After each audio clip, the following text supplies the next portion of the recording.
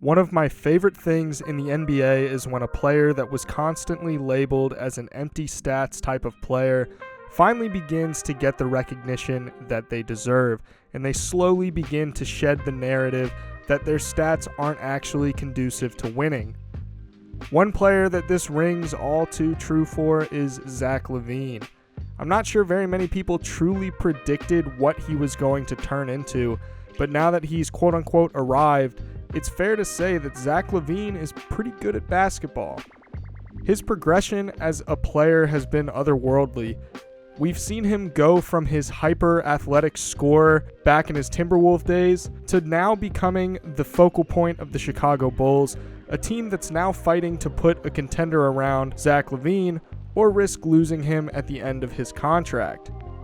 So what makes Zach LaVine so good? Outside of just getting buckets, what else is he good at? How is he able to rack up all these points? Where are they coming from? We're going to be covering all of that in today's video, so be sure to stick around until the end so that you don't miss anything. Let's get right into it.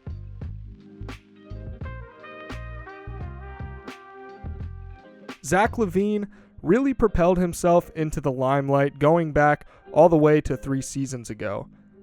He went from being a lesser part of the Minnesota Timberwolves to now being a player meant to take a leap to the next level when he was traded to the Chicago Bulls in exchange for Jimmy Butler.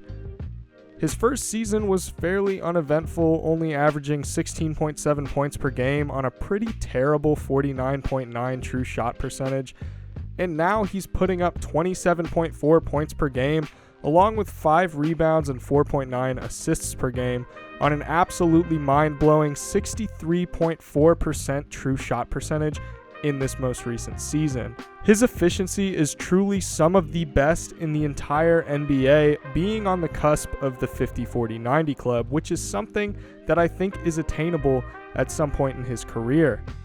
He's doing this on volume that's on par with some of the biggest stars in the NBA.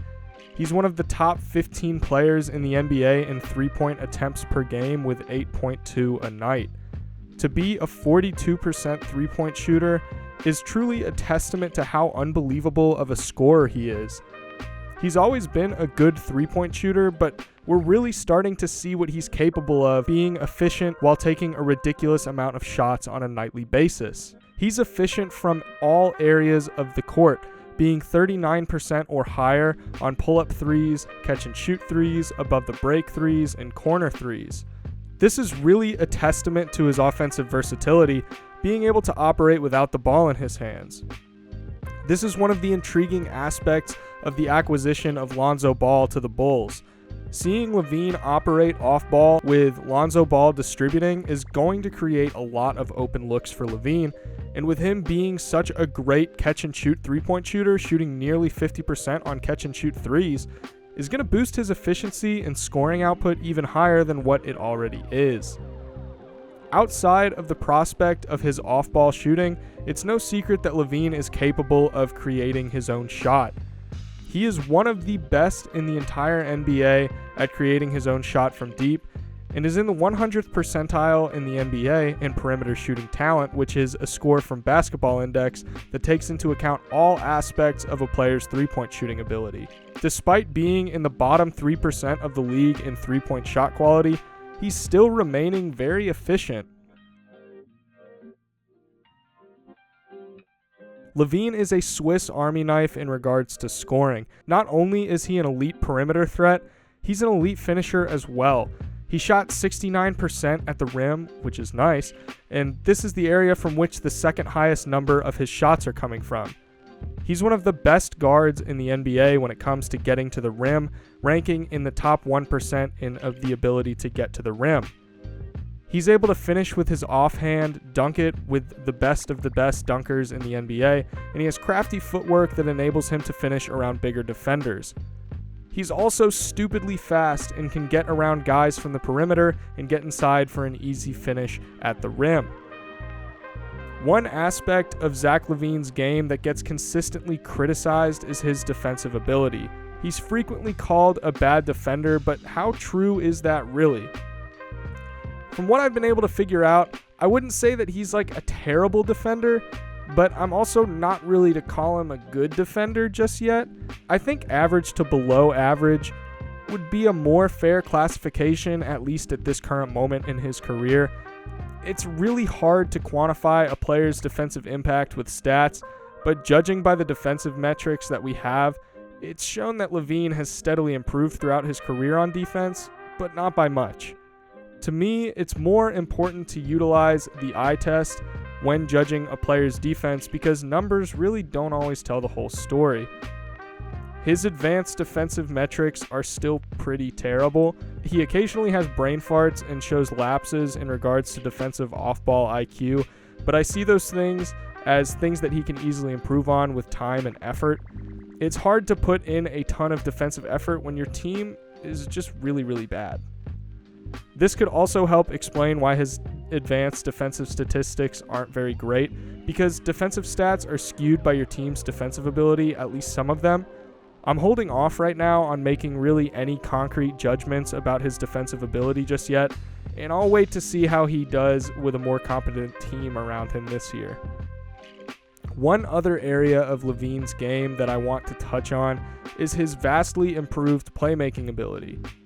One thing I harp on a lot that can unlock new playmaking ability for a player is scoring gravity, and Zach LaVine has no trouble drawing defensive attention.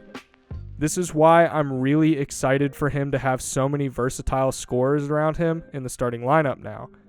Utilizing this scoring gravity is going to unlock Zach LaVine's playmaking ability in a way that we just haven't seen yet. We're also going to see the Bulls have 3 different playmakers in their starting lineup now, with Lonzo Ball, DeMar DeRozan, and Zach LaVine. DeMar DeRozan actually averaged a career-high 7 assists per game and was honestly one of the most underrated playmakers in the NBA. So him sharing the floor with Zach LaVine is going to be really interesting with so many different guys that can facilitate the offense. One of the most interesting things about Zach LaVine is his isolation scoring ability. He led the entire NBA in isolation points per possession with 1.14 this season. He's truly able to get whatever he wants on the offensive end. If he can improve on some of the other aspects of his game outside of just being a scorer, we're going to see him go from being an all-star caliber player to being a potential all-NBA level player. He has legitimately all the tools in the world to be as good as he wants to be. It's really just a question of whether or not he takes the necessary steps to improve as a defender and to improve on the offensive end in regards to his versatility. So, what are my expectations for Zach LaVine and the Bulls next season? A lot of people don't really seem to have much faith in the team and the offseason moves that they made. Personally, I think the Bulls are 100% a playoff team.